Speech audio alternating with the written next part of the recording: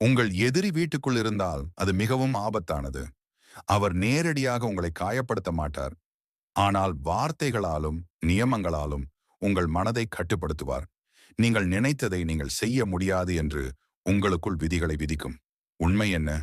உங்கள் கணவரே உங்களை மெதுவாக, மெளனமாக அழிக்கவும் மன அழுத்தத்திற்கு காரணமாக இருந்தால், அது வாழ்க்கை அல்ல. இந்த வீடியோவில் நீங்கள் சாணக்கியர் போன்று அமைதியுடன், சக்தியாக மனதை கட்டுப்படுத்தி முன்னேறுவது எப்படி என்று கற்றுக்கொள்ளப் போகிறீர்கள். அவர் உங்களை கத்தவோ அடிப்பவோ இல்லை. ஆனால் அவருடைய வார்த்தைகள், கிண்டல், உங்களை குறை கூறுதல், நிஜத்திலேயே உள்ளுக்குள் காயம் செய்தும் உங்களை கட்டுப்படுத்தும்.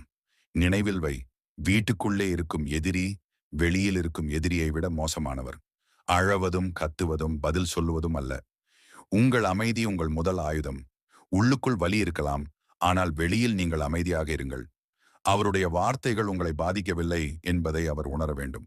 அவர் எப்பொழுது என்ன சொல்றாரு, யாரிடம் பேசுகிறார் என்பதை கவனியுங்கள்.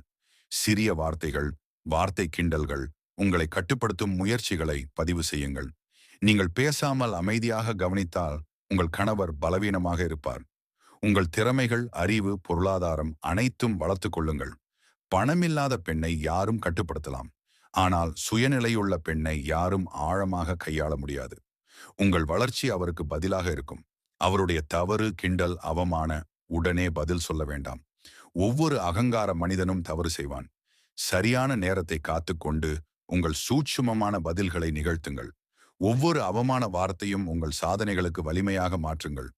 உங்கள் மன அழுத்தத்தை உள்ளுக்குள் சக்தியாக மாற்றுவது சாணகியர் தந்திரம். சண்டை போடாதே. உயர்ந்த இடத்தை நோக்கி முன்னேறு. அவரின் கட்டுப்பாடு உங்கள் வளர்ச்சியால் சிதறும். நீங்கள் அமைதியாக இருந்தால் அவருடைய வார்த்தைகள் உங்களை கட்டுப்படுத்த முடியாது. மன்னிப்பு கொடுக்க வேண்டாம். அவருடைய வார்த்தைகள், அவமானங்கள், விஷத்தை உங்கள் மனத்திலிருந்து முழுக்க அகற்றி விடுங்கள். மறந்து விடுவது உங்கள் சுதந்திரத்தை அதிகரிக்கும். உங்கள் அமைதி உங்களின் ஆயுதம். உங்கள் வளர்ச்சி உங்கள் பதில். உங்கள் சுயநிலையே உங்களின் சக்தி. உங்களின் எதிரியை உங்கள் வளர்ச்சியால் வெல்லுங்கள்.